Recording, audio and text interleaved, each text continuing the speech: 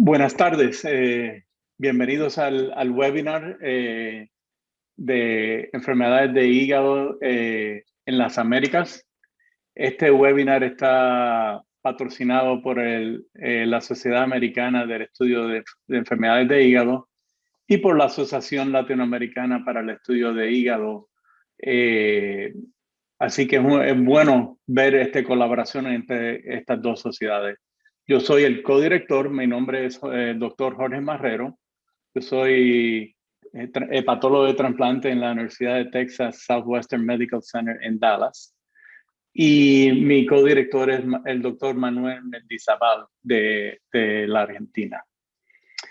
Primero, así que el COVID ha afectado la práctica de enfermedades de hígado en todos los países del mundo y también obviamente en las Américas, y ha afectado todo el aspecto de las enfermedades que vemos, hasta afecta el trasplante y la habilidad de obtener donantes y la práctica antes y después del trasplante de hígado.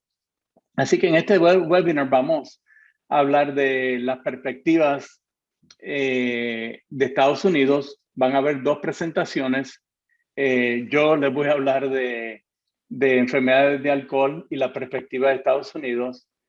Y de Estados Unidos también va a hablar el doctor Andrés Duarte Rojo en la perspectiva de Estados Unidos en términos de trasplantación. Le voy a introducir al doctor Duarte Rojo. Andrés es un hepatólogo de trasplante en la Universidad de Pittsburgh. Él ha sido director médico de trasplante en otra universidad anteriormente y es un experto internacional en la evaluación de pacientes para trasplante, cómo evaluar al paciente mejor, escogerlo mejor con el frailty, también utilizar medidas nuevas, cómo evaluar el aspecto cardiopulmonar de pacientes de trasplante de hígado. Así que ha publicado bastante, ha charlado bastante, así que tenemos la suerte de tener a Andrés en nuestro grupo. Así que le voy a pasar al doctor Mendizábal, que le va a hablar unas palabras. Manuel. Estás en mute. Perdón, después de tantos webinars, ya me mareo.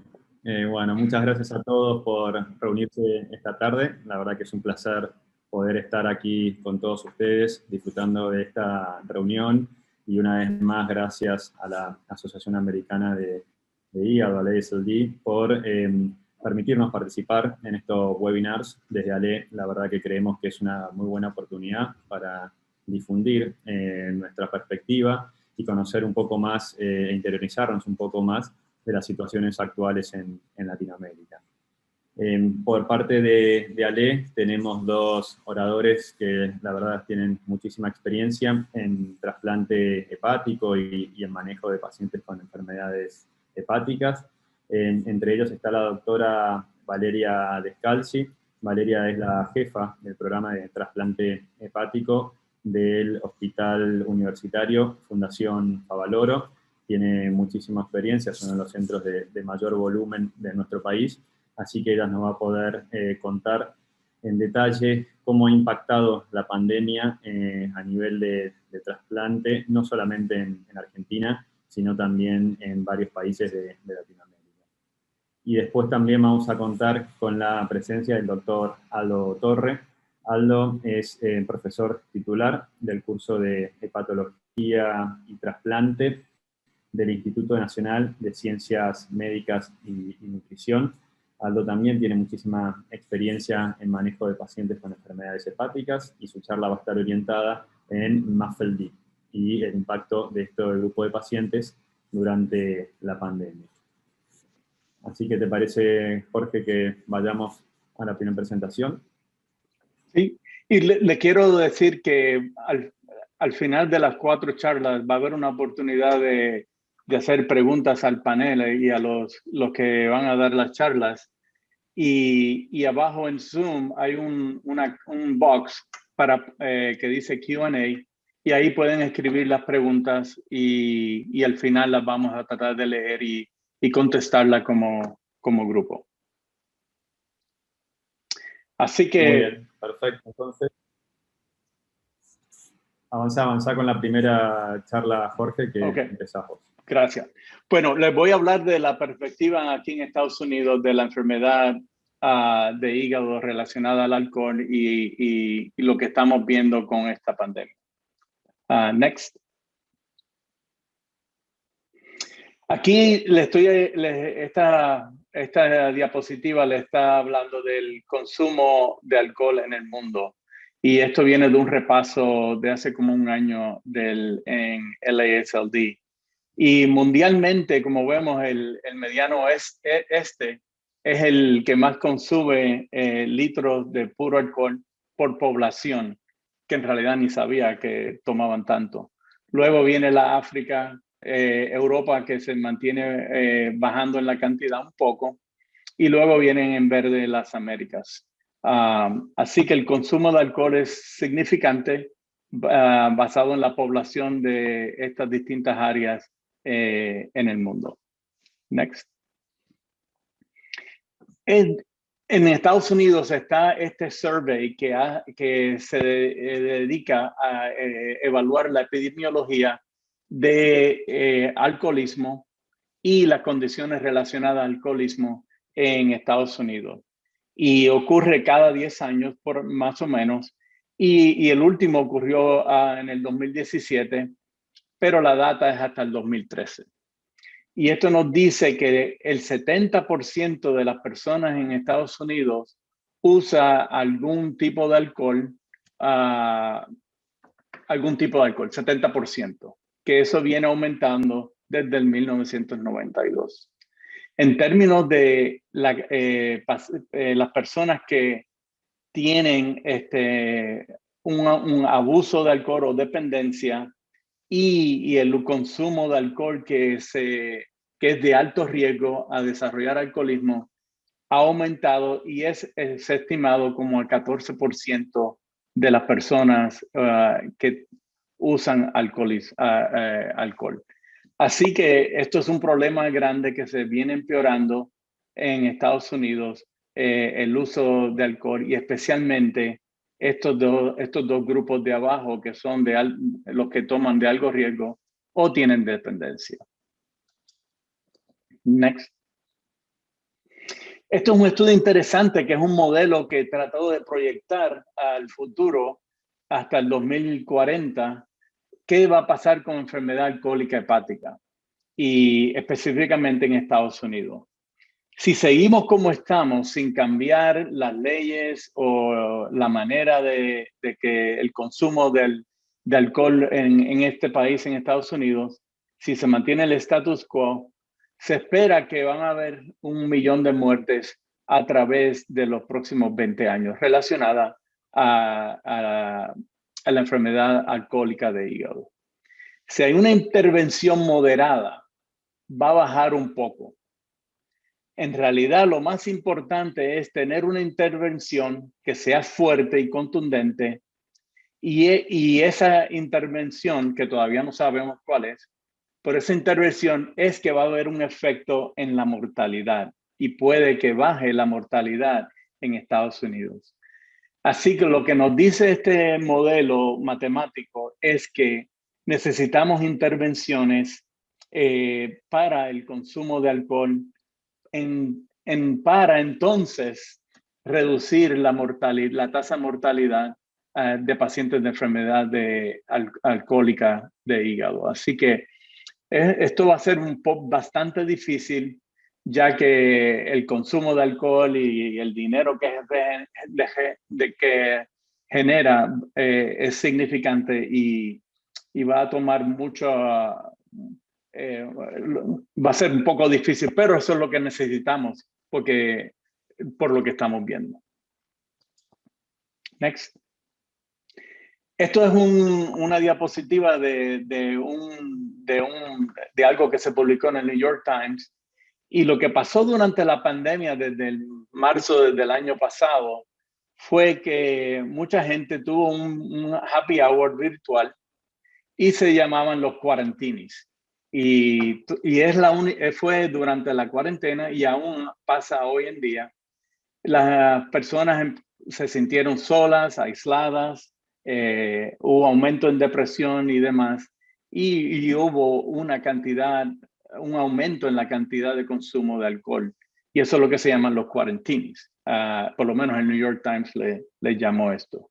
Y así que hemos visto en la práctica en nuestro hospital un aumento significante en hepatitis alcohólica que hemos visto aquí en Dallas.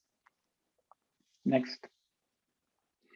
Y esto es un estudio desde hace poco que midió qué pasó durante la epidemia, específicamente con el consumo de alcohol.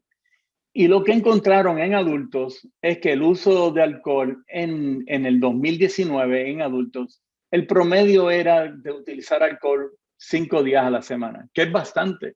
No pensaba que era tanto. Pero en la epidemia, el promedio de consumo de alcohol fue de 6.4 días a la semana durante esta pandemia. Y el aumento del uso de alcohol se vio en hombres y mujeres, pero el consumo fue de mayor en las mujeres en promedio, especialmente el uso fuerte de alcohol en las mujeres.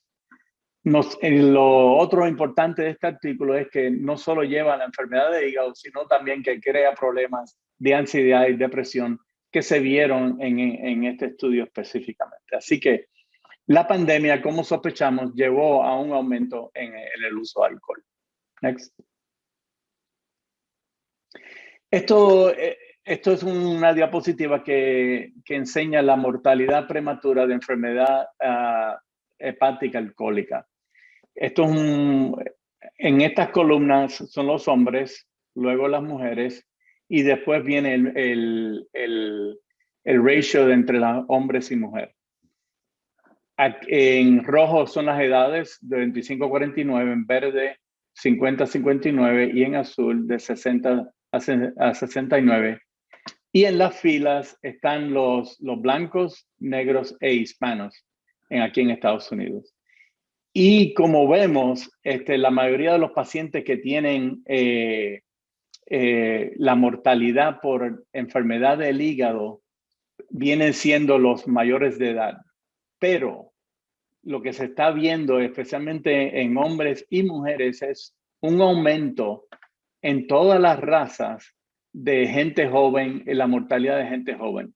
Se ven en los hispanos, se ven en las mujeres y en los hombres, en los negros y en los blancos. Así que esto es un problema que se está viendo, viene ya desde hace tiempo, pero viene aumentando en los últimos años esa muerte, especialmente en gente más joven por enfermedad hepática alcohólica. Next. Y esto es un estudio que vino antes de la pandemia y creo que todavía es real. Es el aumento en la necesidad de trasplante en pacientes que tienen enfermedad alcohólica a la izquierda o hepatitis alcohólica. Y esto viene aumentando a través de los años, pero lo hemos visto un cambio contundente. En realidad estamos viviendo por un cambio en la epidemiología de los pacientes, no solo de enfermedad crónica del hígado y pacientes de cirrosis, pero también pacientes que necesitan trasplante. Hace 5 o 10 años era hepatitis C la causa dominante, pero ahora se ha cambiado no solo a enfermedades de alcohol y a hepatitis alcohólica, pero a NAFLD, que se va a discutir más tarde. Next. Esto quiero hablar de la definición de hepatitis alcohólica. Estas son las guías del AASLD que salieron al final del año pasado y que tiene el diagnóstico definitivo, probable y posible. El probable es que es por los factores clínicos y el definitivo que tiene los factores clínicos y biopsia. Y yo voy a repasarle los factores clínicos, que es el jaundice, el consumo de alcohol, el ratio de la AST y al ALT, y usualmente menos de 400 international units por litro, y la bilirrubina elevada. Y estos confounding factors hay que eliminarlos para estar más confiado con el diagnóstico de hepatitis alcohólica. Next. Y esta es la evaluación que se recomienda, la guía del AASLD, el Discriminant Function del MADRI, ultrasonido, buscar por alguna infección. Si hay una de estas condiciones, el paciente no es candidato a esteroides, pero si no tiene ninguna de estas, se comienza el esteroide, se usa el Lille score y ahí se determina si hay respuesta a los esteroides o no. Si no hay respuestas, estos son los pacientes que se pueden considerar para trasplante de hígado. Next. Uno de los aspectos importantes que he aprendido es, y trabajando con los psiquiatras de adicción, es que hay medicinas que se pueden utilizar para prevenir la recaída del uso de alcohol en pacientes de enfermedad alcohólica. Y aquí les muestro las distintas medicinas que pueden estar disponibles: naltrexone, acamprosate, gabapentin, baclofen, topiramate, perdón. Y las utilizamos especialmente con los pacientes con la ayuda de psiquiatra de adicción. Y así que yo creo que los hepatólogos tenemos que estar más activos en utilizar este tipo de medicina para tratar de prevenir la recaída del uso de alcohol. Next. Esto es un estudio muy importante para mí de mi punto de vista y le voy a decir, estos fueron 35,000 pacientes en el Hospital de Veteranos de Estados Unidos. Estos pacientes pudieron haber tenido intervención para la enfermedad de uso de alcohol para ese desorden. Estos 35,000 personas se siguieron por 180 días, pero nada más 12% tuvo terapia de behavioral, 1% nada más tuvieron terapia behavioral o farmacoterapia y 0.45% tuvo farmacoterapia nada más. Así que lo que enseña es que hacemos, por lo menos en esta población, y yo creo que esto es lo mismo en Estados Unidos, no nos concentramos los hepatólogos en tratar la enfermedad de hígado y no nos concentramos en tratar la adicción. Next.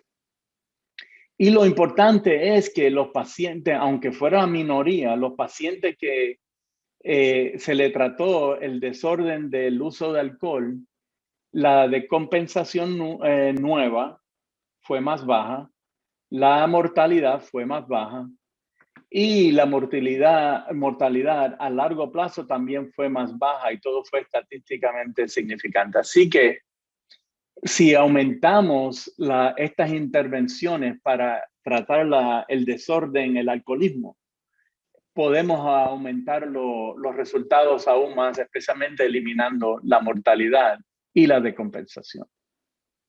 Next.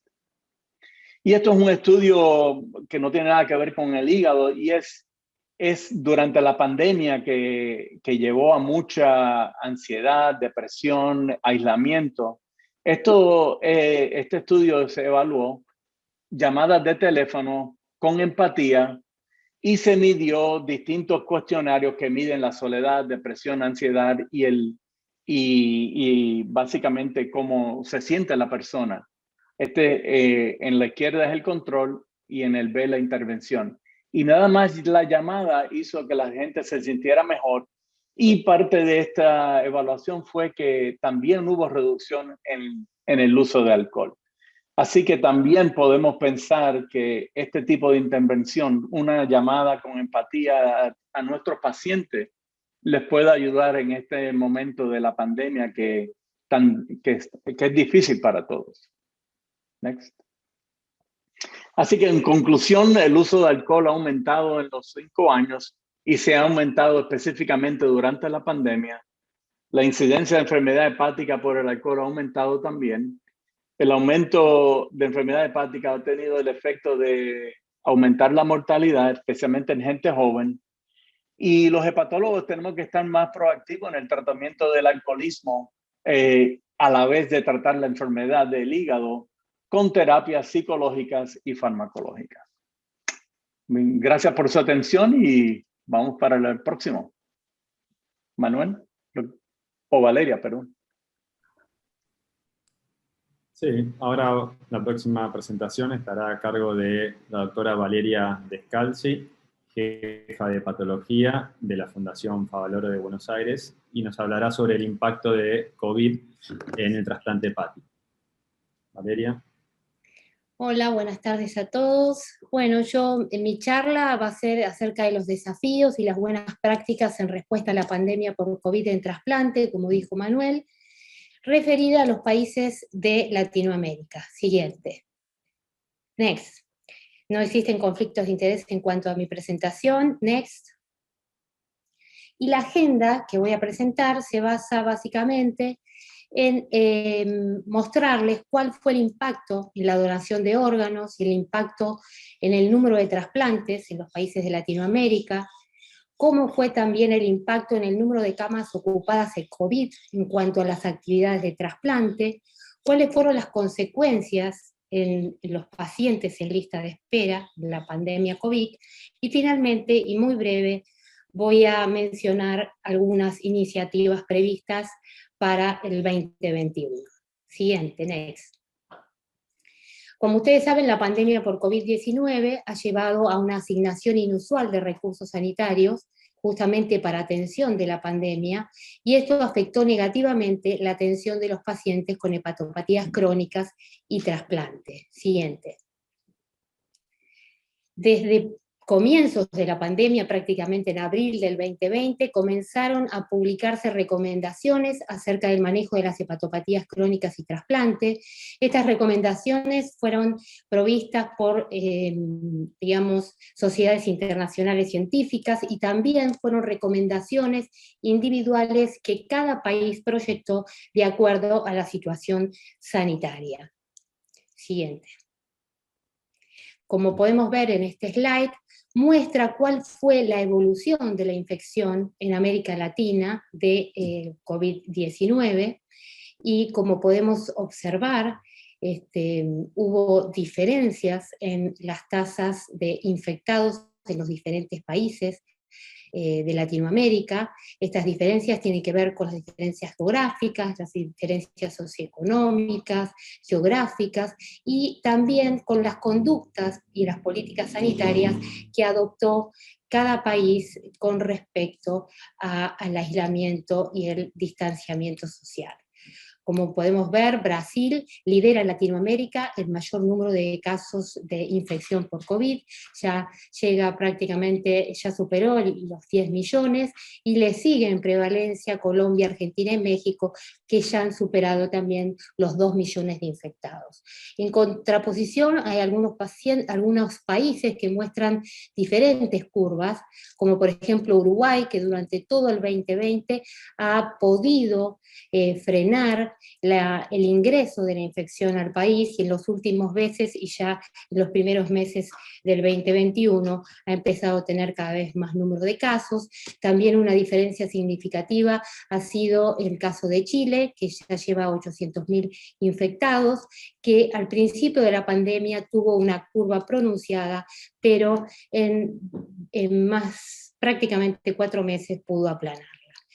Es decir, que de acuerdo a las políticas que ha adoptado cada país en cuanto a aislamiento, distanciamiento, que tuvieron como objetivo disminuir la transmisión del virus y evitar el colapso sanitario, ha surgido un efecto colateral muy negativo para la actividad trasplantológica, como es la disminución en la tasa de donación y en el número de trasplantes. Siguiente. Aquí podemos ver cuál ha sido el impacto en la donación de órganos en Brasil. Como podemos ver, inicialmente, durante el primer semestre, hubo una reducción significativa del número de donantes efectivos en Brasil, que luego logró llegar a valores históricos para fines del 2020. Sin embargo, se pudo definir que hubo una reducción total en el número de donantes efectivos en Brasil en el 2020, y que la tasa de donantes por millón de población, que en el 2019 fue de 16.8, cayó a 15.8 donantes por millón de población. Siguiente. En hígado pasó, en Uruguay pasó algo semejante.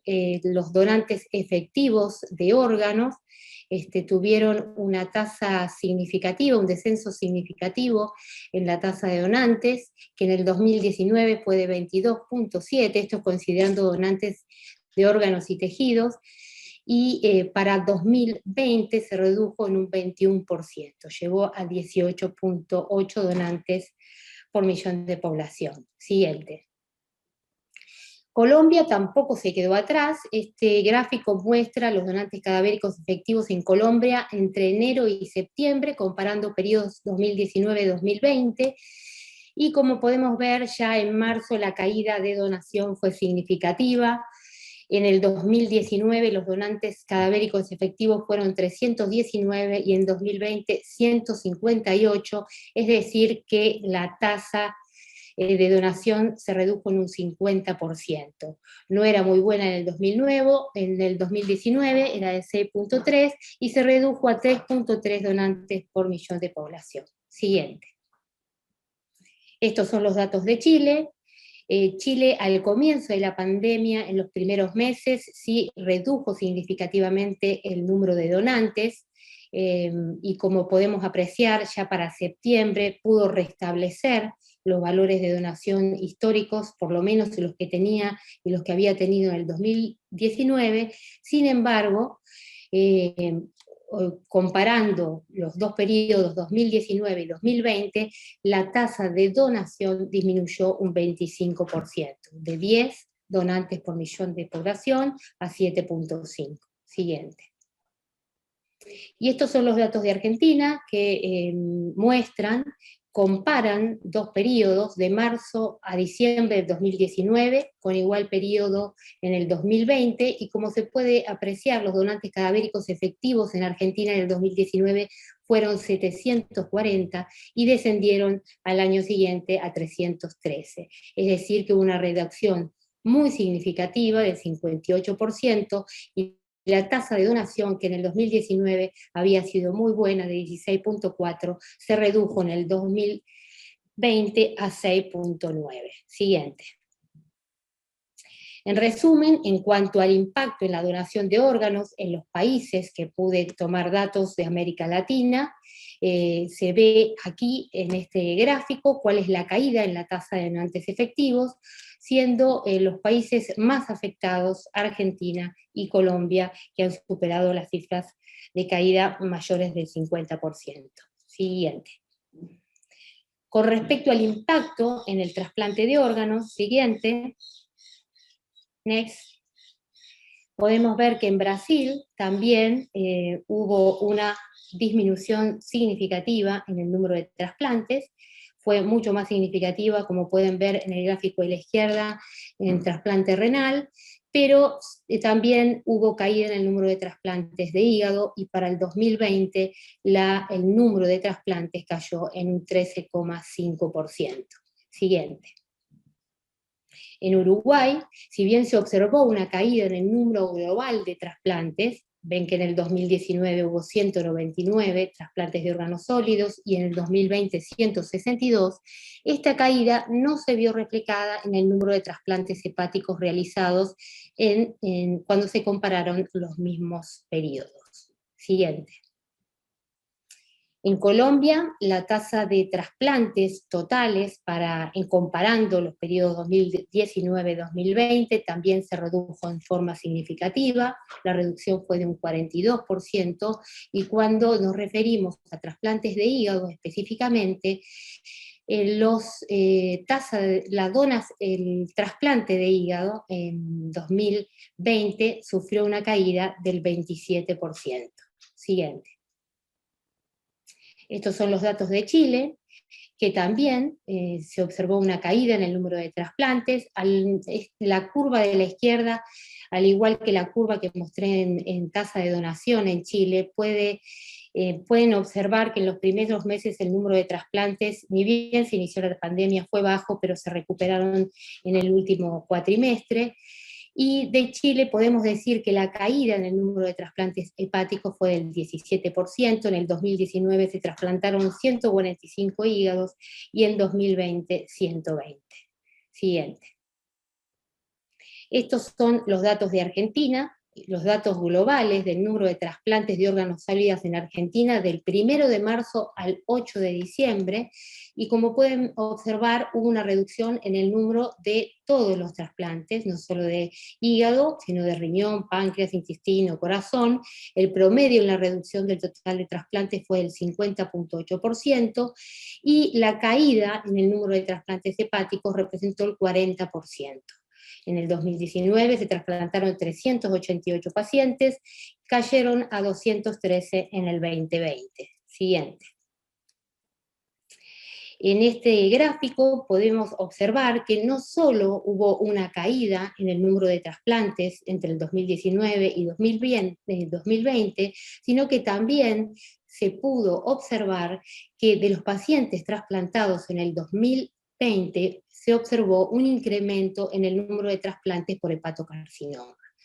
Es decir, que el número de trasplantes en este último año fue estadísticamente superior al observado en 2019. 10% contra 21.9% que fue en el 2020. Siguiente. Esta tabla resume cómo impactó la pandemia en el número de trasplantes en los países en los que pude obtener datos del número de trasplantes durante la pandemia, y como podemos ver, los más afectados con tasas de trasplante y caídas del 40 y 26% fueron Argentina y Colombia. Siguiente. Otro de los temas que quería comentar en mi charla era el impacto del número de camas ocupadas COVID en las actividades de trasplante.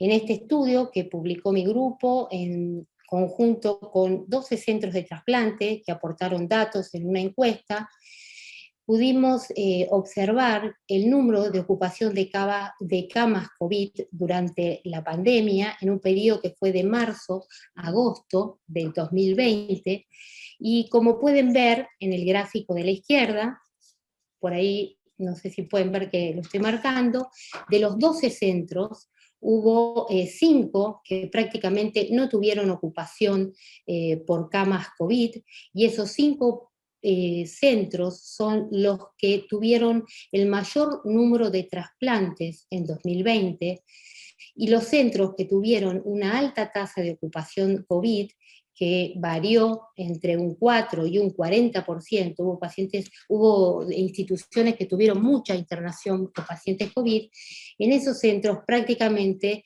la trasplantabilidad, o sea, el número de trasplantes que pudo hacerse fue muy bajo o nulo en algunos casos, como en hospitales públicos en donde se vio la necesidad de atender pacientes COVID y tuvo que suspenderse el programa de trasplante. Siguiente. Este paper es una publicación que hizo un grupo del Hospital de Clínicas de San Pablo, donde muestran diferentes estrategias que han adoptado para permitir la actividad de trasplante hepático en la era COVID. Para julio del 2020, San Pablo tenía como 160.000 casos documentados de infección, y para mantener la actividad de trasplante en esta situación se estableció un hospital para pacientes no COVID. Se decidió que para la atención de estos pacientes debía hacerse un screening por PCR y una tomografía de tórax rápidos, como otras estrategias para hacer un sistema de trasplante adecuado en esta situación. Fueron evitar el uso de donantes con criterios expandidos, priorizar los trasplantes en falla hepática fulminante, realizar trasplantes en hepatocarcinomas con criterios de trasplantabilidad, y pacientes con MEL alto y perspectiva corta de estadía en las unidades de terapia intensiva.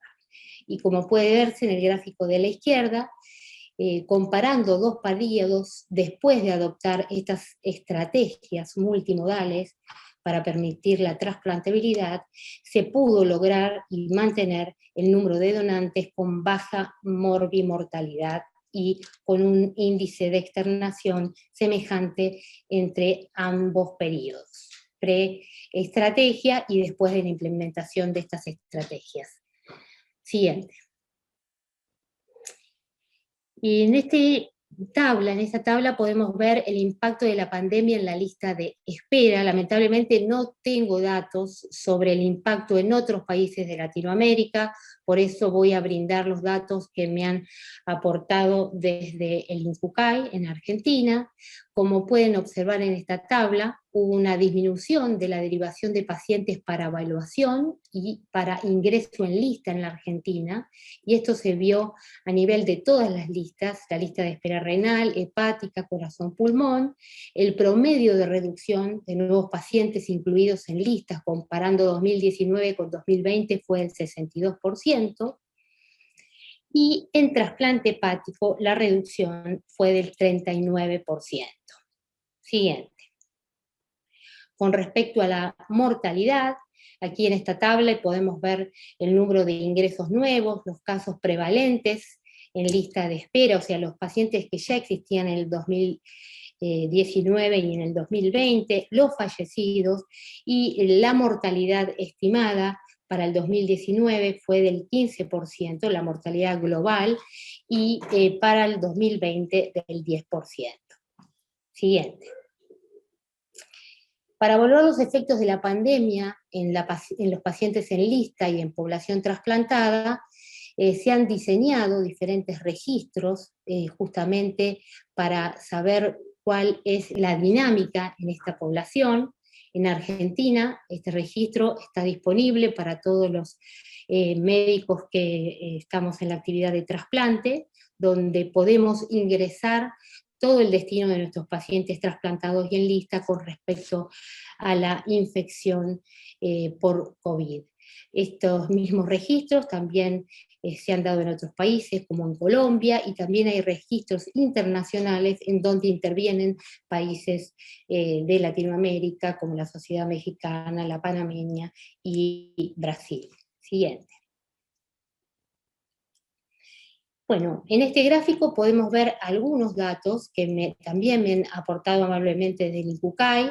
Quiero mencionar que estos datos actualmente ya pueden parecer que no son adecuados porque son hasta el 25 de noviembre, son datos que fueron ingresados con pacientes desde inicios de marzo, en donde se inició el Registro Nacional de COVID, hasta el 25 de noviembre.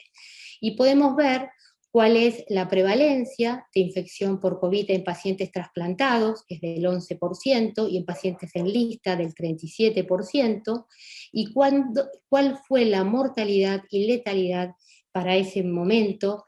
Para pacientes trasplantados fue el 3.8 y la letalidad del 38, y para los pacientes en lista de espera la mortalidad fue del 6.1 y la letalidad del 18%. Estos datos en sí tienen que ver con pacientes con lista de espera global y pacientes trasplantados globales, no están referidos solamente a trasplante hepático. Siguiente.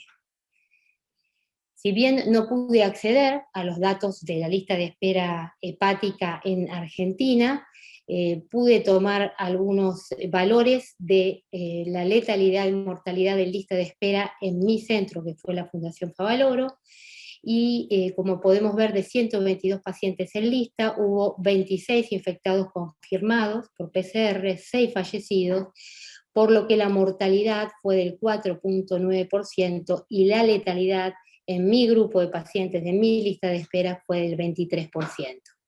Siguiente. Con respecto a las nuevas iniciativas que se esperan para el 2021, Los protocolos deben persistir y permanecer vigentes, deben perfeccionarse con el fin de proporcionar mayor acceso al sistema a todos los donantes y receptores. La vacunación contra el SARS-CoV-2 debe ser una prioridad, dadas las cifras de mortalidad que mostré y que probablemente con nuevos análisis que ya se están cruzando datos con el Ministerio de Salud de la Argentina y el INCUCAI, y probablemente los datos de mortalidad y letalidad hayan variado, la vacunación contra el SARS-CoV-2 debe ser una prioridad y debe idealmente realizarse en pacientes en lista de espera o en el post-trasplante, según las recomendaciones recientemente publicadas. Siguiente. Se ha planteado como iniciativa la posibilidad del uso de injertos hepáticos provenientes de donantes cadavéricos, pueden ser injertos hepáticos o injertos cardíacos. Esto es una planteo, una hipótesis que se ha hecho, pero esta postura aún no ha sido avalada y en general ha sido rechazada por la mayoría de los grupos de trasplante. Siguiente. Como conclusiones, la pandemia ha afectado negativamente la activación de donación y trasplantes a nivel mundial y Latinoamérica no está exenta. La seguridad de los equipos de procuración y trasplante, así como los de donantes y receptores, es prioritaria. La práctica de donación y trasplantes debe ajustarse a las recomendaciones internacionales, pero adecuándose a las capacidades de respuesta de los sistemas de salud de cada país, al nivel de saturación hospitalario por COVID-19 y a la magnitud de la transmisión local de virus. Siguiente. Finalmente, las estrategias e iniciativas deben adaptarse al dinamismo de la pandemia y el objetivo no solo es recuperar las actividades de donación y trasplante, sino también las derivaciones e ingresos en lista de espera. Siguiente. Les agradezco por su atención, les agradezco a todos los que han colaborado con los datos que me he brindado, especialmente a la doctora Vicignano, al doctor Niño Burso de Colombia, a Victorio Cervera de Uruguay, a Andrea Borges y a la enfermera María Ignacia de Chile, y a todos los centros de trasplante de Argentina que colaboraron con la encuesta que les mencioné. Muchas gracias.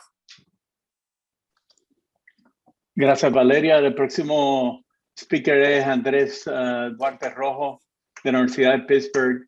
Y por cierto, gracias, Andrés, por ayudarnos, que el speaker original era Marina Serper, de la Universidad de Pennsylvania, pero tuvo un bebé hace 2 días. Así que, Andrés, miles de gracias.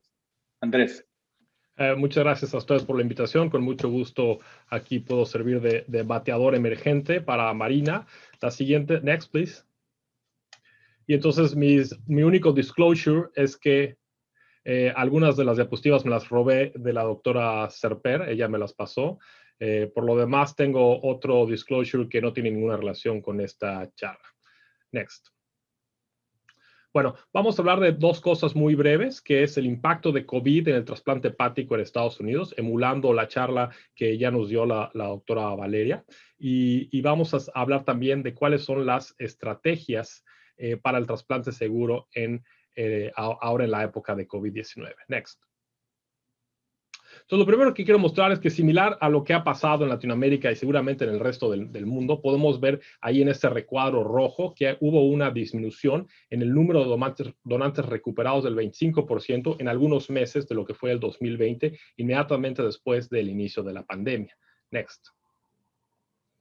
Y lo que pasó es que los pacientes y los familiares no estaban tan convencidos de autorizar la donación, y podemos ver que hubo una reducción en la autorización de donador postfamiliares, pero también podemos ver que hubo cambios en la epidemiología o en las causas de muerte de los pacientes que resultaron donadores de trasplante. Y podemos ver que, por ejemplo, el trauma se redujo en casi el 5%, que son pacientes que se utilizan mucho para la donación. Muerte por violencia aumentó en el 19%, que son pacientes que no siempre tienen los vasos o todas las estructuras que son adecuadas para la donación. Y más importante es que la muerte por abuso de sustancias, también algo similar a lo que comentó Jorge con estos cuarantinis, aumentó en 35%, y lo cual para aquellos especialmente en aquellos programas de trasplantes que no tienen ya caracterizados programas para uso de pacientes de donadores infectados con virus C y virus B, estos órganos no iban a ser utilizados de manera adecuada. Next. Y bueno, claramente se afectó tal vez un poco más lo que es la parte de donación viva, como podemos ver también aquí en esta gráfica entre marzo y abril, ¿no? Con una especie de recuperación hacia la segunda mitad o hacia la segunda parte en lo que está en esta gráfica hasta agosto de 2020. Next. Claro que al final no lo hicimos tan mal. De hecho, 2020 lo cerramos con un poquito más de donantes y un poquito más de trasplantes de los que se hicieron el año anterior. De hecho, este es el 10º año consecutivo en el cual se rompe el récord de trasplantes en Estados Unidos, con un 6% más de donadores cadavéricos, aunque como ya mencioné, se afectó de manera más significativa la parte de donadores vivos, lo cual se redujo en un 22.6%. En total, hubo más de 33,000 trasplantes y en específico en trasplante hepático aumentamos el número en 10 con respecto en 2019 para 8,906 trasplantes de hígado con un incremento que es ridículo del 0.1%. Prácticamente nos mantuvimos igual a pesar de la pandemia. Next. Y bueno, lo que sí pasó, y está muy bien documentado en este artículo del doctor Agopian de UCLA en Liver Transplantation, es que hubo algunos centros que fueron ganadores, que lograron hacer más trasplantes, como por ejemplo la Clínica Mayo, y hubo algunos centros que no pudieron hacer tantos trasplantes como en años anteriores, como puede ser la Clínica Ochsner. Nosotros logramos aumentar nuestro número de trasplantes y en particular logramos hacer 100 donadores vivos, 100 trasplantes de donador vivo el año pasado, sin una gran afectación de lo que fue la pandemia, y esto mucho tiene que ver con las circunstancias que vivimos en nuestro estado. Next. Pero bueno, hay dos caras de la moneda. Entonces, como vemos la pandemia, es que hay una parte por el riesgo de COVID, de que el paciente se infecte de COVID, pero hay otra parte que es la de muerte por enfermedad hepática, como también mencionó ya la doctora Descarsi. Next. Y bueno, cuando salieron las primeras recomendaciones de AASLD, esto en marzo del año pasado, de cuáles eran los pacientes que había que priorizar, podemos ver en esta tabla que les puse aquí, que cada uno de los centros adaptó estos criterios de manera individualizada. Entonces, por ejemplo, podemos ver en Minnesota que se mantuvo pacientes que venían a la clínica si tenían un MEL de más de 25 que tenían cáncer. Massachusetts, que en ese entonces le estaba yendo muy mal con muchísimos casos, ellos solo estaban trasplantando los pacientes que estaban en el hospital y que estaban muy graves.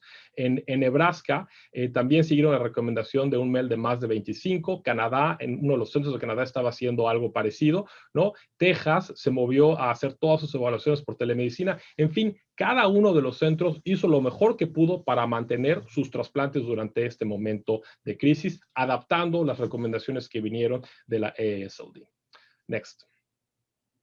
Lo que nosotros hicimos es que establecimos una manera de triaje en la cual nuestras enfermeras y coordinadoras de trasplante hablaban a los pacientes, un médico revisaba todo lo que estaba en los expedientes. Si el paciente tenía un MEL de mayor a 20, se le invitaba a que viniera a la clínica. Si tenía un MEL menor a 20, se trataba de averiguar mediante un interrogatorio muy sencillo que estaba estructurado en una llamada telefónica si es que habían tenido encefalopatía recurrente, si es que estaban teniendo paracentesis o ascitis refractaria y si es que tenían cáncer dentro de Milán. Y entonces todos estos pacientes se invitaban a que vinieran a la clínica y el resto de los pacientes se les daba a escoger si querían venir o si querían retrasar un poco su evaluación, un poco también siguiendo la recomendación de la AASLD. Next. Y lo que pasó es que de no tener ninguna evaluación a través de telemedicina, empezamos a tener hasta el 35% de nuestras evaluaciones de telemedicina, pero algo que fue muy importante es que a pesar de que nuestro método de triaje indicara que el paciente tenía que venir a la clínica porque cumplía algún criterio de gravedad, podemos ver que 30% de estos pacientes eligieron no venir a la clínica, prefirieron hacer todo por telemedicina y que inclusive de ese 30% que menciono ahí que no tiene cita, la mejor explicación o la mayoría de las razones, la razón más frecuente, perdón, por la cual no se dio esta cita es porque el paciente sabía que tenía que venir y no quería hacer telemedicina porque prefería esperar a venir a la consulta cuando bajaran los casos. Next. De tal manera que Probablemente una de las ventajas, o tal vez la única ventaja que ha tenido en el desarrollo de la medicina la pandemia, bueno, además del desarrollo de la vacuna, por supuesto, es que incrementó el uso de telemedicina. Y este es un estudio de la doctora Serper, donde antes de la pandemia, 16% de los centros, que son los puntos que pongo ahí, los círculos en ese mapa de Estados Unidos, utilizaban telemedicina, y para el 2020, de los centros que contestaron a su encuesta, el 98% ya la estaban utilizando, que son los triángulos. Igual puedes ver en la gráfica hacia la derecha, en esta línea punteada roja o café, cómo incrementó muchísimo el uso de telemedicina en los centros de trasplante, mientras que bajó la consulta en persona. Next. Y claro, con una gran aceptación por los pacientes. Aquí en todas estas barras lo que les quiero demostrar es que si los pacientes les pareció que la tecnología fue adecuada, si estuvieron satisfechos, si creyeron que la evaluación fue de calidad, prácticamente independientemente de la raza, independientemente de la edad, independientemente de la localización, la gran mayoría de los pacientes, entre el 50 y el 100% de los pacientes, estuvieron muy contentos con que se hubiera pasado su visita a telemedicina. Next. Y luego entonces, además de con todas estas ventajas que incluían el poder preservar el equipo de protección para los médicos que estaban viendo pacientes COVID, tenemos, sin embargo, algunos contras y que estos sí nos afectaron nuestra práctica de trasplante. Era difícil generar una relación de confianza con los pacientes, no era tan fácil que los pacientes tuvieran consultas de seguimiento después de que se veían en telemedicina. El examen físico es muy limitado y bueno, quienes han intentado, ¿no?, verle las piernas a los pacientes para ver si tienen edema o pedirle al paciente que se ponga de perfil para verle su barriga, para ver si es que tiene ascitis, entenderán de lo que estoy hablando. No es fácil poder adivinar qué es lo que está pasando con un paciente y proveer el tratamiento adecuado sin una exploración física adecuada. Y por supuesto, es difícil interactuar y identificar cuál es la interacción entre el familiar o el cuidador, algo que es muy importante en trasplante, y esto es ciertamente no apropiado para pacientes graves por las razones que ya comenté. Next.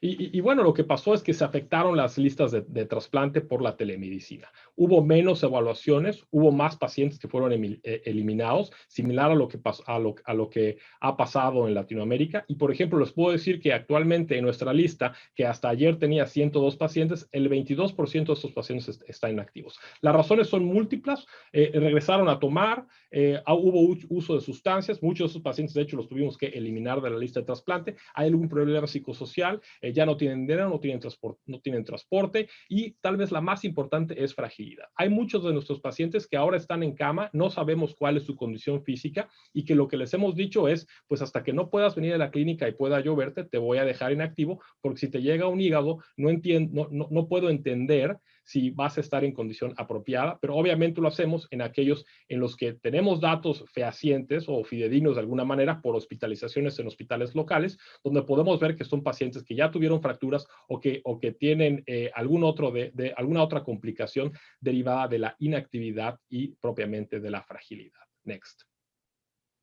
Y bueno, ciertamente, aunque el número de pacientes que se agregaron a la lista de trasplantes, según la gráfica que les pongo aquí a la izquierda, podemos ver de esas 4 gráficas, arriba a la derecha, la parte de hígado, hubo altibajos en los pacientes que se agregaron a la lista de trasplante, pero en realidad se mantuvo bastante estable durante 2020, pero lo que les quiero especialmente mostrar es lo que pasó en cuanto a la inactivación y que respalda lo que ha pasado en nuestra lista de trasplante, donde pueden ver ahora ahí en verde estas barras que son pacientes que se inactivaron en relación a precauciones asociadas a COVID, y podemos ver que fue algo significativo y sería muy importante ver qué es lo que pasó en la segunda mitad del año e inclusive en enero de 2021, donde se vino una oleada de COVID todavía más grave en Estados Unidos. Entonces, la historia con respecto a la afectación de la lista de trasplante todavía no está escrita por completo. Next. Pareciera, como les muestro en la gráfica de abajo, que la mortalidad en la lista de trasplante no está afectada, al menos no para candidatos a trasplante hepático, pero sí se afectó en los pacientes para trasplante renal. Y yo creo que lo que va a pasar es que cuando podamos analizar los datos de la segunda mitad de 2020, vamos realmente a ver una afectación similar a lo que pasó en América Latina. Next.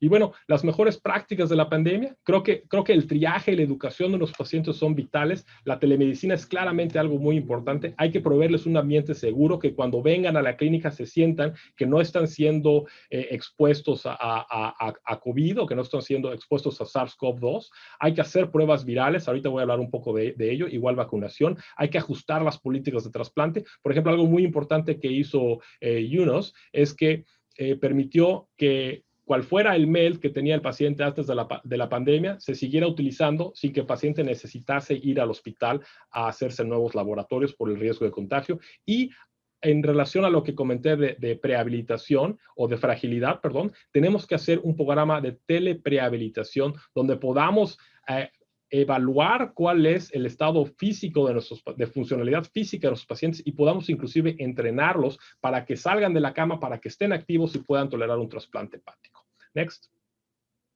Y entonces, con respecto a las pruebas de tamizaje, lo que está recomendado es que tiene que haber una prueba en el donador 72 horas antes de la donación, e inclusive se recomienda una segunda 24 a 48 horas previos a la donación, que eso es realmente lo que estamos haciendo aquí. Aquí en nuestros donadores en esta región de Estados Unidos, con una prueba negativa 24 a 48 horas antes es negativa. Los donadores vivos que se recuperan de COVID tienen que haberse recuperado al menos por 21 días previos a la donación y tienen que tener una prueba negativa. Y en el caso de los receptores, al momento del ingreso para la admisión de trasplante, tiene que tener una prueba negativa de ácidos nucleicos. Next. En cuanto a la vacunación, realmente estamos a la par de la vacunación para cualquier otro paciente inmunosuprimido o cualquier otro paciente con factores de riesgo, digamos. No sabemos exactamente cuál es la efectividad en nuestros pacientes con falla hepática, pero sabemos, por ejemplo, que Pfizer y Moderna, aproximadamente el 20% de sus pacientes tenían condiciones crónicas y una de esas condiciones era enfermedad hepática crónica. No sabemos qué pasa con los inmunosuprimidos, pero sabemos que es una vacuna que se puede usar en inmunosuprimidos y por tanto hay que utilizarla. No sabemos exactamente cómo actúa con las variantes, aunque ya tenemos algo de eficacia con la vacuna de Janssen. La eficacia contra la transmisión o la posibilidad de tener portadores asintomáticos también es un tanto incierto, aunque ya tenemos algo de información sobre las vacunas de AstraZeneca y de Janssen. Y obviamente no sabemos cómo disminuir o reducir de manera efectiva los mecanismos de falla de la vacuna, porque no conocemos bien si es que estos existen en relación a enfermedad hepática avanzada. Next. Y, por supuesto, cuando vacunen a sus pacientes, no hay que suspender cualquier otro tratamiento que tengan. Si tienen tratamiento antiviral, si tienen tratamiento para cáncer de hígado, este tiene que mantener eso y este está claramente publicado en las recomendaciones recientes de la AASLD. Se espera que estas vacunas sean eficientes en nuestros grupos de pacientes. Los candidatos a trasplante tienen que vacunarse antes del trasplante y los donadores también tienen que vacunarse antes de la donación. Next. Si la vacuna se pone en pacientes que ya son post-trasplantados, se recomienda de preferencia no vacunarlos en los primeros 3 a 6 meses post-trasplante, donde pueda haber probablemente una menor respuesta a la vacuna. Si es que el trasplante cae entre la primera y la segunda vacuna, se recomienda esperar 6 semanas después del trasplante para aplicar la segunda y no se recomienda alterar la inmunosupresión para lograr mayor eficacia de la vacuna, puesto que no se sabe que esto pueda pasar. Y por supuesto, si algún paciente está en rechazo grave o con altas dosis de prednisona, es preferible esperar a administrar la vacuna hasta que estas condiciones cesen. Next. Y bueno, ¿qué nos depara el futuro? Pues va a ser muy interesante, como también la doctora Descalzi nos ha mostrado, y un poco haciendo referencia a lo que comentó. Este es un caso en el cual, similar a lo que se ha hecho con HIV, donde un paciente con HIV le puede donar a un receptor de HIV. Este hospital de Italia ya lo hizo. Tomaron un receptor en el cual demostraron que había anticuerpos supresores o bloqueantes contra el COVID, y tomaron un donador que tenía COVID, le pusieron trasplantaron al paciente y, bueno, es solo un caso, pero los resultados fueron efectivos. Entonces, si es que en el futuro vamos a estar utilizando órganos infectados con COVID en receptores que han superado COVID o que tengamos alguna estrategia para poder prevenir una infección grave, bueno, pues eso está por verse y aquí podemos ver ya el primer retoño de esto que podría ser una política nueva en trasplante. Next. Y bueno, está esta página web que les quiero yo recomendar. De hecho, está traducida al español y aquí pueden encontrar o resolver muchas de sus dudas con respecto a lo que corresponde a COVID y trasplante hepático. Next. Y muchas gracias por su atención y recordar para que vean a la doctora Marina Cerpera, a quien le mandamos muchas felicidades por ser mamá por tercera ocasión, y gracias por su atención a ustedes. Muchas gracias, doctor Duarte Rojo. Muy linda la presentación y muy interesante los pasos a futuro que nos depara ahora esta situación. Bueno, y avanzamos ahora a la última presentación, que estará a cargo del doctor Aldo Torre, de México, y que nos va a hablar sobre el impacto de MAFLD en respuesta al COVID-19. Adelante, Aldo. Muchas gracias, Manuel. Buenas tardes a todos.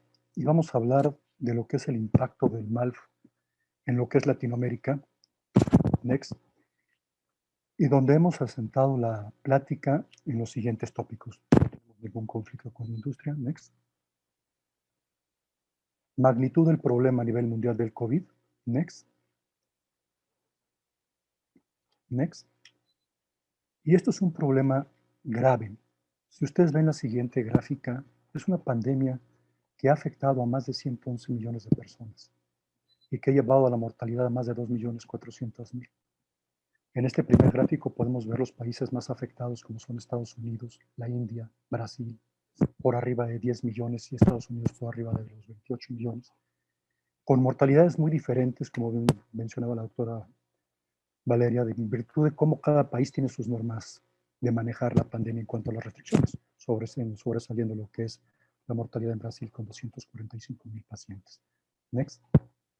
Si seguimos en el apartado hasta la segunda parte de esta tabla es cuando empiezan a aparecer los países de Latinoamérica, siendo Colombia, Argentina y México países por arriba de 2 millones, y obviamente resaltar la mortalidad de México arriba de 180.000 muertes según cifras oficiales. Next. Y si esto lo llevamos a lo que es Latinoamérica, vean ustedes el siguiente gráfico. Mencionamos que Brasil, más de 10 millones de casos, y los he señalado con flechas rojas, donde la curva no parece bajar mucho, 245.000 muertes. Lo mismo pasa en México y lo mismo pasa en Perú. Si nos centramos a las flechas verdes, como puede ser Colombia, empieza a tener una ligera tendencia hacia la mejoría, misma situación que pasa en Chile, Ecuador, Bolivia y Dominicana. Y si nos centramos a lo que es estas flechas azules, son los países que más llaman la atención. Vean ustedes la curva en Panamá, francamente en descenso, y de llamar la atención la curva en Costa Rica, donde inclusive han declarado ya 0 muertes o casos nuevos por COVID en los últimos días. Next. Next. Teniendo en cuenta lo que es la magnitud del problema a nivel mundial por COVID, lo siguiente que queda es ver la magnitud del MALF a nivel Latinoamérica. Next. Y bien sabemos nosotros que es una prevalencia de una pandemia actual a nivel mundial. 27% en Asia, 32% en Medio Oriente, 24% en Europa, 13% en África, 24% en Norteamérica, y las cifras que tenemos de Latinoamérica, 25 en Colombia, 35 en Brasil, 31 en Argentina, 25 en Chile. Y resalto lo que pasa en México porque las cifras oscilan entre el 19 y 30%, pero prácticamente les firmo que la prevalencia en México no baja del 50%. Next. Con todo esto, sabiendo de una situación grave, ¿cuáles son los costos generados por la atención del MALFD o el síndrome metabólico para los sistemas de salud? Next. Y esta gráfica está impresionante, ven ustedes, dividiendo los componentes del síndrome metabólico, obesidad, diabetes, hipertensión y dislipidemia, países estudiados como Argentina, Brasil, Chile, más del 65% de la población tiene obesidad, 75% en México. Si nos vamos a las cifras de diabéticos, 1,5 millones en Argentina, 17 millones en Brasil, 1.400.000 en Chile, 2,5 millones en Colombia, 1,5 millones en Perú, 13 millones en México, 200.000 en Panamá. Porcentajes de hipertensión que oscilan entre el 25 y el 50% y de dislipidemia en la misma cantidad. Next. ¿Y esto cómo se traduce para un sistema de salud? Les muestro esta gráfica de lo que está pasando en México con la obesidad. Es el primer lugar de obesidad a nivel infantil, el segundo lugar a nivel mundial de obesidad en adultos. 3 de 4 pacientes que ingresan a un hospital en México tienen que ver con enfermedades relacionadas a la obesidad. Y vean esto, para el 2021 se requerirán 150,000 millones de pesos para soportar enfermedades que tengan relación con la obesidad. Esto quiere decir, en el supuesto antes de la pandemia, porque obviamente estos son cifras antes de la pandemia, que implicaría el 90% del gasto de la Secretaría de Salud. Y esto, vean ustedes cómo ha cambiado. El 2011, el gasto fue de 167 millones y este gasto hacia el 2021 se va a duplicar o triplicar.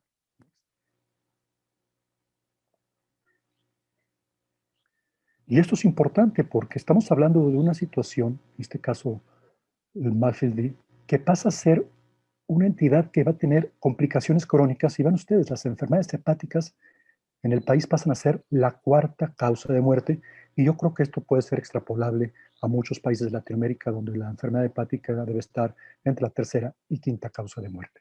Next. Proyección por demás impresionante. Vean ustedes esto, hacia el 2020 y 2050, en el 2020 había 1,5 millones de cirróticos en México, 659,000 atribuibles a MAFLD. Y hacia el 2050 habrá 1,866,000, de los cuales 823,000 casos van a ser MAFLD. Con esto, no va a haber sistema de salud, y menos con lo que está pasando con la pandemia, que pueda subsistir ante las complicaciones generadas por estos pacientes, hablando de enfermedad crónica. Next. Next. Ahora hablemos qué impacto ha tenido el COVID en las economías. Y esto es impresionante. Next. Vean ustedes, el Fondo Monetario Internacional estimó que la economía mundial se contrajo en 4.4% en el 2020. La describió como la peor caída desde la Gran Depresión de 1930. Todo esto, vean ustedes, los índices bursátiles más importantes, algunos tienden a mejorar, el Nikkei, el Shanghai, el Dow Jones, pero otros no logran recuperarse.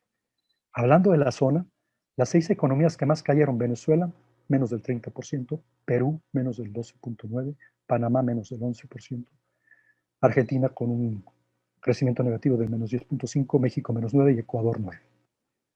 Y de esto, pocos países son los que van a poder sobresalir una vez que arranque el 2021. La CEPAL apunta que los países que dentro de la pandemia van a tener un posible crecimiento es Perú, Panamá y Bolivia. Next. Este mapamundi, si ustedes lo analizan, habla por sí solo. Tenemos en los claros, amarillo claro, amarillo más intenso y los naranja, todas las economías mundiales que van a tener crecimiento del Producto Interno Bruto. Si las contamos son poquísimas. Y en rosas, de crecimientos en el Producto Interno Bruto, entre el 0 y el menos 5% en Estados Unidos, prácticamente todo lo que es gran parte de Asia y Europa Oriental. En rojos, de crecimientos entre el menos 5 y menos 15%, prácticamente todo el mapamundi.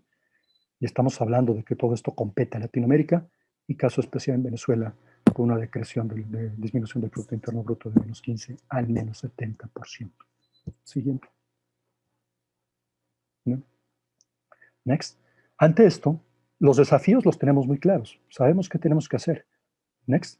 Pero ¿con qué herramientas vamos a contar en cuanto a la distribución de los recursos que tenemos que tener? Lo primero que tenemos que hacer es la vacunación.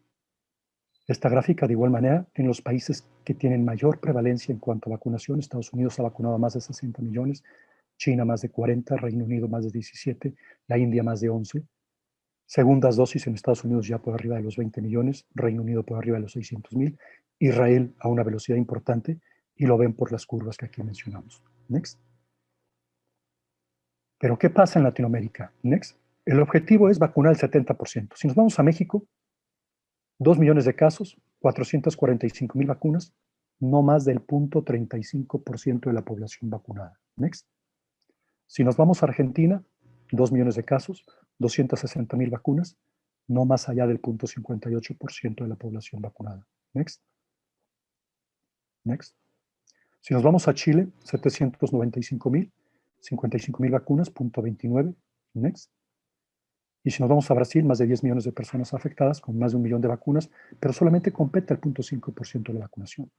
Por lo tanto, alcanzar este objetivo de vacunación del 70% para tener inmunidad se ve muy complicado. Y estos son los países que tienen datos. Next. Porque tenemos otros países como Perú, donde no contamos con datos. Next. Como puede ser Colombia. Next. O como puede ser Next. O como puede ser Panamá. Entonces, el primer objetivo de vacunación realmente es prioritario, pero la situación se ve más que complicada. Next. El desafío es monumental. ¿Por qué? Porque sabemos que el COVID-19 tiene un impacto muy grave en los sistemas de salud hospitalarios y extrahospitalarios. Todo esto a qué ha llevado a la necesidad de organizar unidades de gastroenterología y hepatología, a modificar todos los protocolos de intervención y prácticas clínicas adoptados a la fecha. En la mayoría de los centros, y hablando de Latinoamérica, los recursos se han visto sumamente mermados porque son destinados a lo que es la pandemia. Y obviamente esto aquí lleva a una reducción en la actividad asistencial dirigida en el tratamiento y diagnóstico de las enfermedades hepáticas, entre estos el MALFI. Next. Si nos vamos a nuestros pacientes, los pacientes con MALF son pacientes crónicos vulnerables. Pero al momento deben continuar en aislamiento, deben continuar en distanciamiento. ¿Por qué? Porque están restringidos a lugares públicos, al uso de la mascarilla, confinamiento domiciliario, porque la pandemia no ha bajado. Y esto, ante una pandemia activa, ¿qué consecuencias tiene?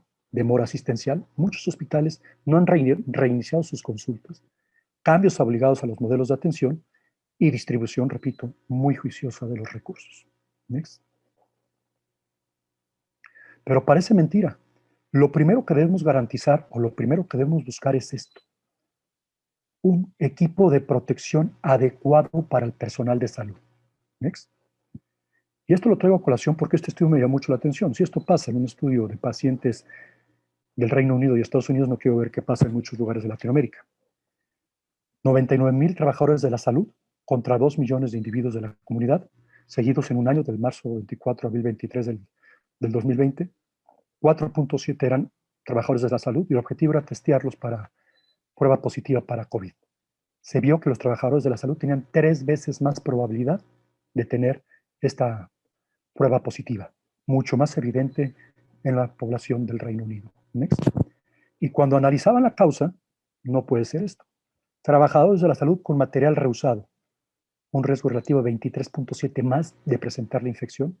Los del hospital, 15.4 veces enfermeras en casa, 16.3 veces casas de atención, 14.7 veces clínicas ambulatorias. Y aquellos con material inadecuado, hash rate igual de elevados. O sea, lo primero que debemos garantizar a nuestro personal de salud es que tengan el equipo suficiente y adecuado. Next. Teniendo esto, entonces se puede enfrentar la pandemia en base a las modificaciones que se tienen que hacer. Y los pacientes ambulatorios estables, sabemos que se deben limitar todavía en este momento las visitas presenciales de seguimiento. Se debe fomentar, que es lo que se están haciendo en muchos lados, las visitas por telemedicina o teléfono. Los laboratorios deben ser realizados localmente, no necesariamente tienen que ir al hospital, y más que muchos de los hospitales son COVID al momento. Los pacientes con MALF sufren de comorbilidades metabólicas como es diabetes, como es obesidad, como es hipertensión, y todos esos parámetros sabemos que son de riesgo para desarrollar COVID severo. Y por lo tanto, estos pacientes, como ya se mencionaba en la plática de Andrés, deben ser seguidos en su casa, se deben sentirse protegidos en cuanto a las cifras de glicemia, cifras de presión arterial, ponerlos en un programa de actividades para que si en un momento dado tienen la mala suerte de tener una infección por COVID, no tengan los factores de riesgo por las descompensaciones propias de la enfermedad. Y no debemos descuidar a los pacientes crónicos, donde se debe seguir la búsqueda intencionada de estas, como es mantener el tamiz de hepatocarcinoma y varicial. En los pacientes descompensados se debe migrar a modelos híbridos de atención médica, se deben mantener comités multidisciplinarios, posiblemente virtuales. La endoscopía se reserva para aquellos pacientes con riesgo elevado de sangrado, como puede ser presencia de ascitis o plaquetas por abajo de 100,000, y los hepatocarcinomas no los debemos perder. Debemos seguir a los pacientes con alfa-fetoproteína o aquellos de riesgo como puede ser una cirrosis avanzada, virus B activo o un componente metabólico, específicamente pacientes con predominio de diabetes. Next. Los pacientes con MALF, ¿de qué deben estar alertas? De los potenciales efectos adversos metabólicos que presentan. Y esto se ve incrementado por las consecuencias hepáticas del aislamiento social al cual están sometidos. Tienen un estilo de vida mucho más sedentario y tienen un incremento en el consumo de comida procesada. Ante esto, debemos prevenir la progresión de la enfermedad a través de los siguientes puntos. Next. Intervención en el estilo de vida. Hay que fomentar telemedicina, hay que fomentar actividades dirigidas o programas de ejercicio, vigilancia del control de peso, control de las cifras de glicemia. Se debe hacer un reporte quincenal para tener el menor impacto posible en la severidad del COVID. Los pacientes con presión arterial se debe vigilar qué tipo de medicamentos están llevando, ya sea IECAS o bloqueadores de los receptores, para, si es así, tratar de buscar una modificación, ya que sabemos que tiene un riesgo incrementado de COVID severo. Y la admisión hospitalaria debe ser muy dirigida, muy buscada y temprana en pacientes con MALF y evidencia de SARS-CoV-2 positivo. Next. Con lo anterior, ¿qué podemos concluir? Next. Next. Podemos concluir que más de 100 millones de personas han sido infectadas por COVID-19, lo cual ha generado más de 2 millones de muertes. MALF es la epidemia actual del siglo XXI, una prevalencia estimada a nivel mundial entre el 30 y 35%, y probablemente en Latinoamérica sea mayor. Los costos generados por los componentes del síndrome metabólico en los sistemas de salud en la era no COVID impactaban directamente en los recursos destinados a la Secretaría de Salud de cada país. En la era COVID, con una contractura a nivel mundial del Producto Interno Bruto de más del 4.4%, estos efectos van a ser desastrosos y Latinoamérica va a ser una de las regiones más afectadas. Los desafíos para abordar a la población con MALF son importantes, debiendo primeramente tener como objetivo lograr la vacunación del 70%, y se debe implementar educación médica a distancia, telemedicina, identificar grupos vulnerables, optimizar recursos y reorganizar las unidades de patología, siendo metas objetivas de todos los países de Latinoamérica. Next. Por su atención, muchas gracias. Miles de gracias a Aldo y a los demás speakers por el que fue tremenda sesión en el webinar. A los participantes le pueden hacer preguntas a través del Q&A, la caja del Q&A ahí en el Zoom. Y mientras tanto le voy a hacer unas preguntas. Manuel y yo vamos a tener, pero yo voy a comenzar con Aldo. La primera pregunta. MAFLD es un problema mundial y especialmente con el síndrome metabólico.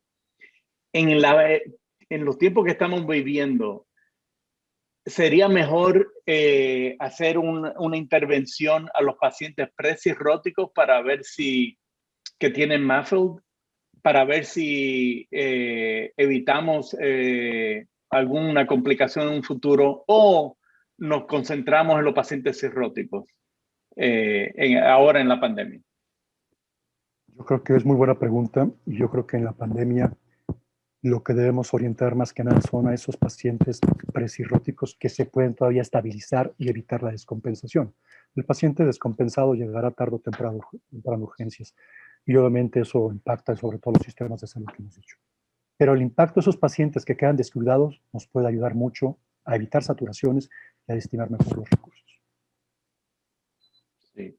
Y es difícil que que los pacientes se pongan en la dieta apropiada, hacer el ejercicio. ¿Cómo tú los motivas? Yo creo que esa es la parte más difícil. Aquí es un equipo multidisciplinario. Por ejemplo, una cosa es lo que pueda pasar a nivel hospitalario privado y otra cosa es a nivel hospitalario público, como lo es en este caso México. A nivel hospitalario público realmente creo que ahorita es muy complicado. Siguen siendo hospitales totalmente COVID. Algunos son modelos que tienden a ser hacia lo híbrido, pero no se han restablecido las consultas. Entonces son pacientes que dejaron de ser atendidos 6 o 7 meses y empiezan apenas a recuperar sus consultas. A nivel privado, en el grupo que pueda tener esta opción en nuestro país, eso es más fácil porque tiene encima la nutrióloga que está sobre él, tiene encima el hepatólogo que está sobre él, y como mencionaba, creo que usted y Andrés, el que el paciente se siente escuchado y respaldado facilita la pena. Manuel. Felicitaciones a todos nuevamente por las excelentes exposiciones. Y yo tengo una pregunta para Valeria. La verdad que muy interesante los datos que has recolectado, no solamente de Argentina, sino de Latinoamérica. Y es muy interesante hacer esta comparación y lamentablemente como argentino uno se ve peor con respecto al resto de los países, inclusive con lo que mostró Andrés, con respecto a que todos han tenido una caída importante en su tasa de trasplante, pero Argentina no nos hemos podido recuperar, ¿no? Todos hemos visto cómo caía esa curva dramáticamente y después lentamente el resto de los países pudieron ir recuperándose de a poco y nosotros no, lo hemos sufrido todo este año y paradójicamente a eso el hepatocarcinoma se benefició, ¿no? Entonces vos que revisaste todos estos puntos, ¿qué conclusión o qué idea o qué hipótesis podés sacar para estos resultados? El micrófono, vale.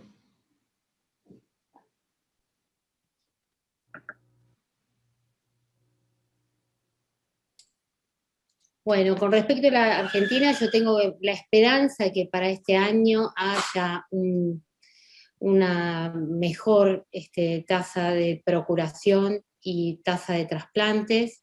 Creo que hemos aprendido algunas cosas, si bien las distintas instituciones que hacen trasplante tienen diferentes criterios para evaluar o para trasplantar, todos, digamos, nos ajustamos a las normativas internacionales, pero como mostró también Andrés, los distintos centros a veces toman decisiones particulares que llevan a que disminuya el número de trasplantes. Pero bueno, espero que para este año, el 2021, ya con determinadas intervenciones, todos podamos aumentar el número de trasplantes. Andrés, hay una pregunta en el Q&A. ¿Qué opina de realizar trasplante a paciente con falla hepática fulminante con COVID positivo? ¿Qué harías, Andrés? Pues es una pregunta muy buena que no tengo una respuesta tan buena. No lo sé, pero creo que todavía no estamos listos para eso. Creo que un paciente que está con falla hepática fulminante,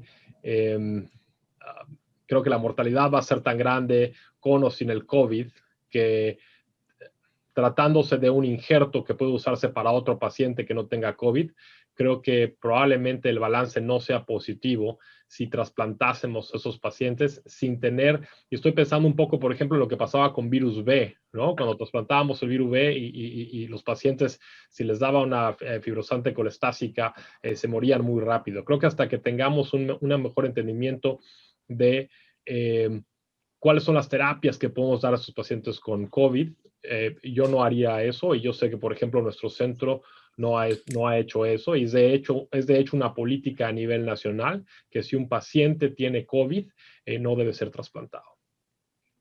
Y un aspecto que salió a relucir con la pandemia en las presentaciones de Andrés y de Valeria, y la pregunta es para ambos, es que estamos tan dependientes en los donantes cadavéricos, básicamente los programas de trasplante.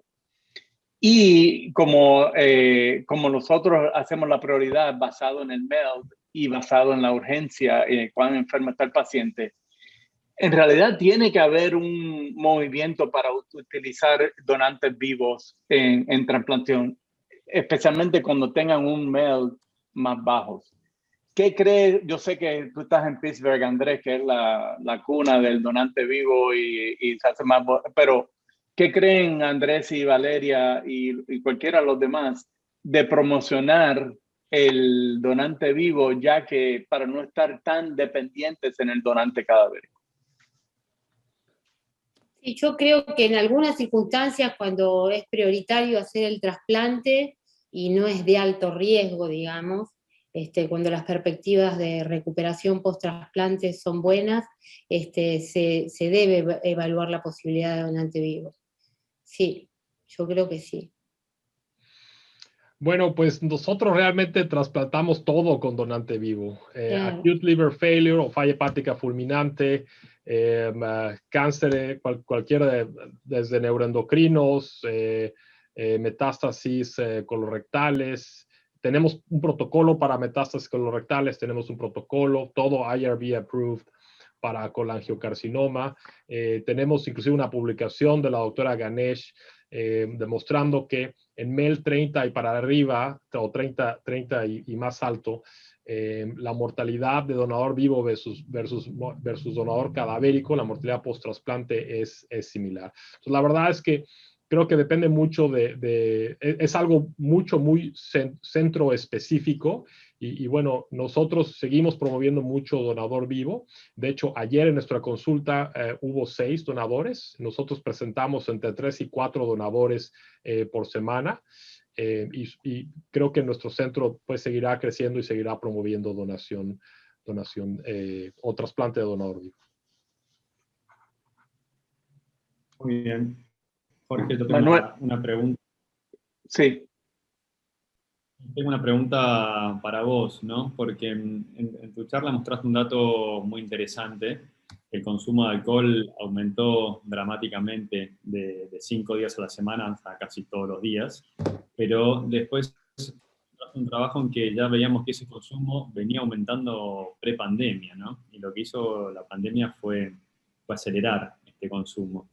Entonces, primero es, ¿por qué pensás que está aumentándose tanto el consumo de alcohol? Si es porque están empezando a beber en años más jóvenes, y qué pensás, qué estrategias uno podría aplicar a nivel gubernamental, ya creo, es algo de esa magnitud como para pensar que el Estado tiene que involucrarse. ¿Cómo pensás que podemos atacar ese problema? Pues sí, lo que se ha visto en Estados Unidos es que el aumento en alcohol por los últimos 10, 15 años con pacientes se ha aumentado en pacientes más jóvenes, que tienen trabajo, que a lo mejor tienen más dinero que una generación anterior y están tomando, el consumo de alcohol ha aumentado en la gente joven. Han habido un estudio hace como 5 años que comparó las distintas leyes de los distintos estados en Estados Unidos. Algunos más restringidos que, por ejemplo, algunos estados no venden alcohol los domingos. Algunos estados hay un impuesto. Y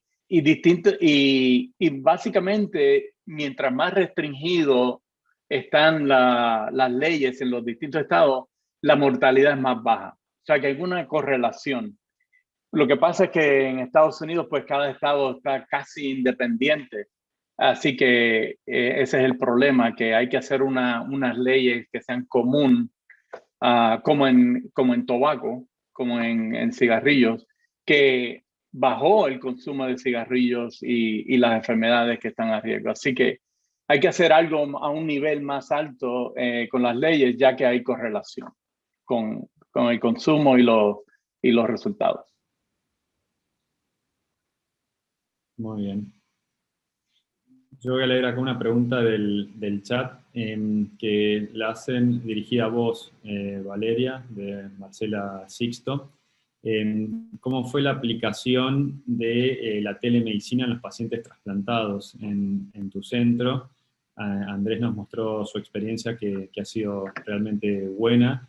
Uno siempre tiene la idea de que los países más desarrollados tal vez tengan ciertas facilidades para que la gente se conecte, mejores recursos.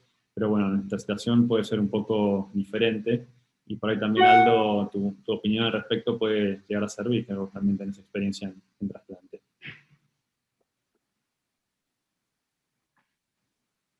Sí, durante el aislamiento obligatorio, o sea, durante el lockdown, nosotros tuvimos que usar telemedicina. Ahora la seguimos aplicando, tanto para los pacientes trasplantados, los trasplantes alejados, por supuesto, los trasplantes recientes los tuvimos que atender en consultorio en forma presencial, pero hemos utilizado telemedicina a través de la web o del teléfono, pero la atención fue exclusivamente por esas 2 vías, y fue muy buena. Los pacientes enviaban sus laboratorios para renovar su mail, en los que estaban en lista, y los pacientes trasplantados también nos referían todos sus laboratorios a través del mail.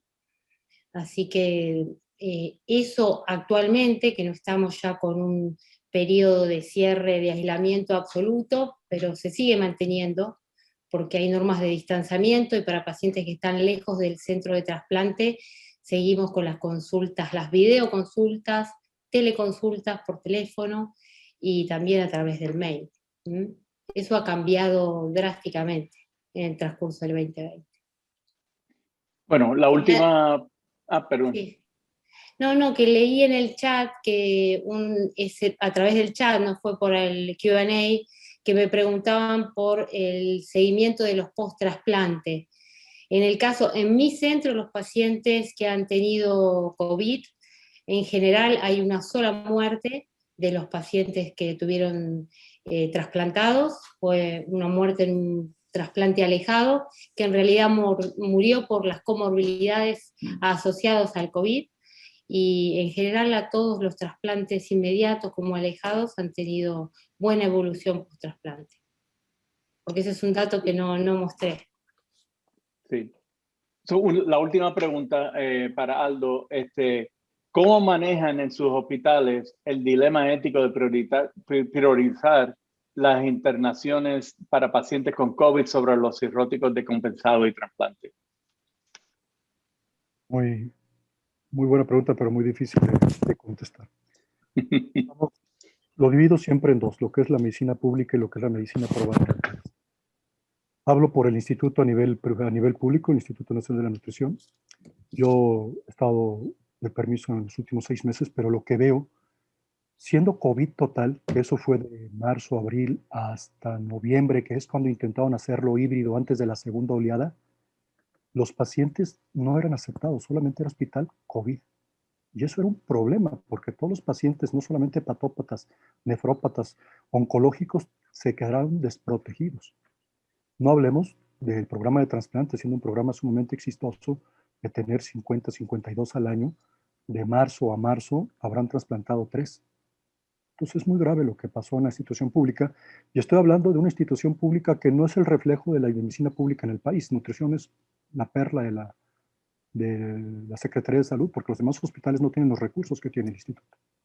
Entonces realmente muy triste y muy difícil lo que pasó hasta noviembre. Se intentó abrir con la situación del híbrido, viene la segunda oleada, volvieron a priorizar solamente COVID y ahorita están en esa fase de reestructurar a los pacientes que tienen que seguir viviéndose, los pacientes hepatópatas crónicas destinando alas solamente para ellos, pero es complicado.